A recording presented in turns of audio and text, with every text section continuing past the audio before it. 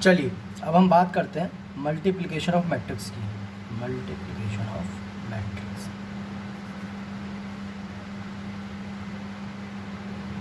Multiplication of matrix क्या है? मान लीजिए हमारे पास एक मैट्रिक्स है ए आई जे जिसका ऑर्डर है m क्रॉस n, और एक दूसरी मैट्रिक्स है बी आई जे जिसका ऑर्डर है k क्रॉस p, मतलब ठीक। और हमें ए बी निकालना है। ए बी, एक बात तो मैं आपको बता दूं, ये ए बी, ये जो पहले लिखा होता है इसे कहते हैं प्री मल्टीप्लायर,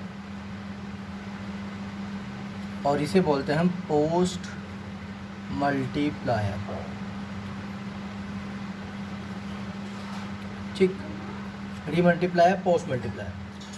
अब ए बी कब डिफाइन करेगा? A B will be exist when n equal to k, मतलब column of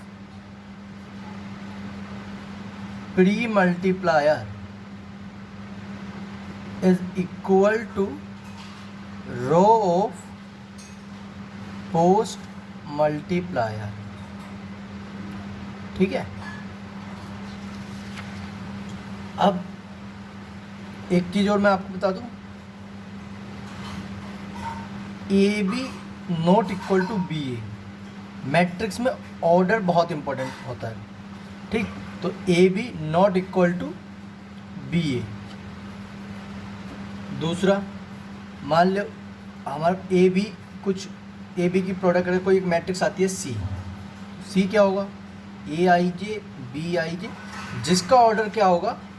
m cross p, मतलब ए वाले का रो, मतलब ए वाले का रो और बी वाले का कॉलम, ठीक।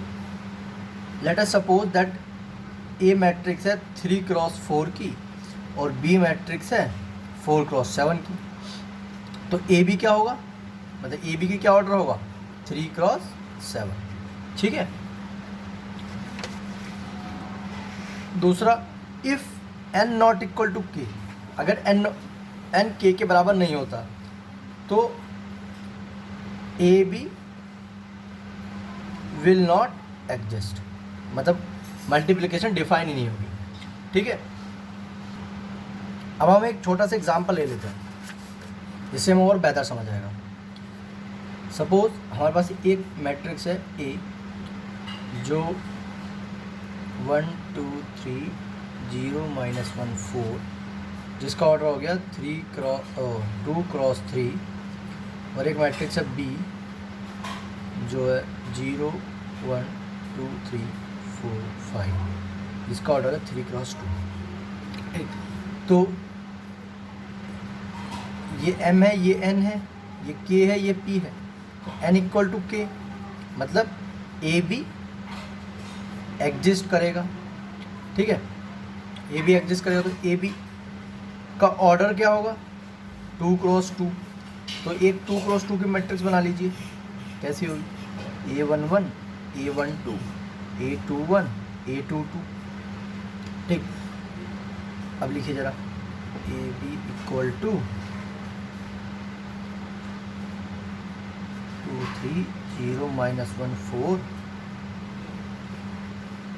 0 2 4 1 3 5। तो हम ए बी को कुछ लिख लेंगे, एस ए बी को लिख लिया, दोनों मैट्रिक्स एक जगह। अब A11 क्या है? A11 मतलब रो 1 कॉलम 1। A12 क्या है?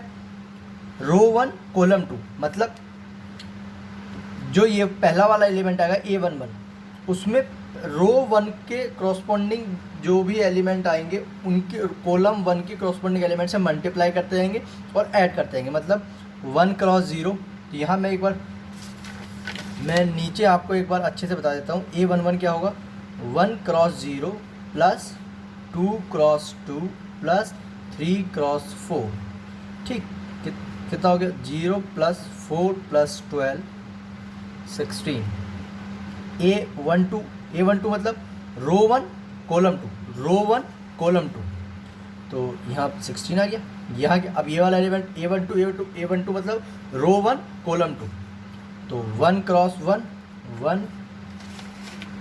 1 cross 1 plus 2 cross 3 plus 3 cross 5 मैं एक बार और बता देता हूँ काले पेन से। A12 क्या होगा, A12 मतलब रो 1 कॉलम 2, ठीक।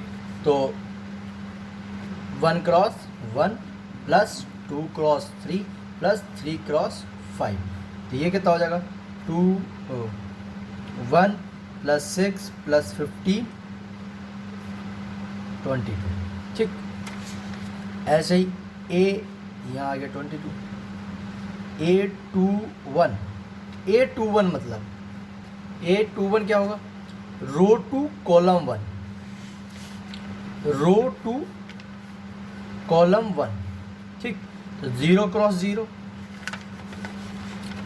तो 0 cross 0 plus -1 cross 2 plus 4 cross 4 मतलब -2 प्लस 16 14। A22 क्या होगा, A22 मतलब रो 2 कॉलम 2, ठीक। तो ये कैसे निकालेंगे, 0 cross 1 plus -1 cross 3 plus 4 cross 5 equal to -3 plus 20 equal to 17, ठीक। और मैं आपको ये बता दूँ, ये ऐसे नहीं लिखना है, ये केवल मल्टीप्लाई जो करनी है वो यहाँ पर, ये वाली ये जो चीज़ है ये यहाँ पर करनी है, ठीक। अगले और बेहतर समझेंगे नेक्स्ट एग्जांपल में। आगे क्वेश्चन करने से पहले मैट्रिक्स पर हम कुछ इसकी प्रॉपर्टीज़ पढ़ लेते हैं, ठीक। एक तो पहले हम एक नोट बना लें कि in multiplication of two matrix, in multiplication of two matrix order play an important role, मतलब ऑर्डर बहुत ही मेन है इसमें, ठीक है। अब हम कुछ प्रॉपर्टीज़ पढ़ लेते हैं ऑफ मल्टीप्लिकेशन ऑफ मैट्रिक्स, ठीक है। प्रॉपर्टीज़ क्या है, सपोज हमारे पास कोई एक मैट्रिक्स है Aij जिसका order m cross n, B जिसका ऑर्डर Bi जिसका ऑर्डर n क्रॉस b, और Cij जिसका ऑर्डर m क्रॉस b, ठीक। पहली प्रॉपर्टी क्या है, AB not equal to B A, generally ये कम्यूटेटिव लॉ फॉलो नहीं करता, generally matrix multiplication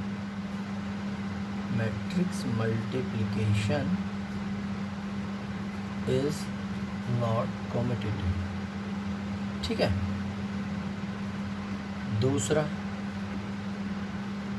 ABC is equal to ABC, याद रहे ऑर्डर यही होना चाहिए, ठीक है।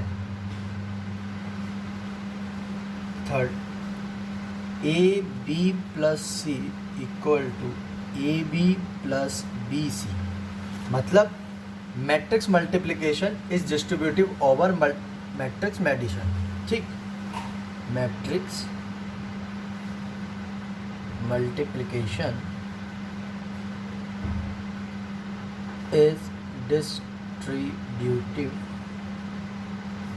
Over matrix addition. फोर्थ,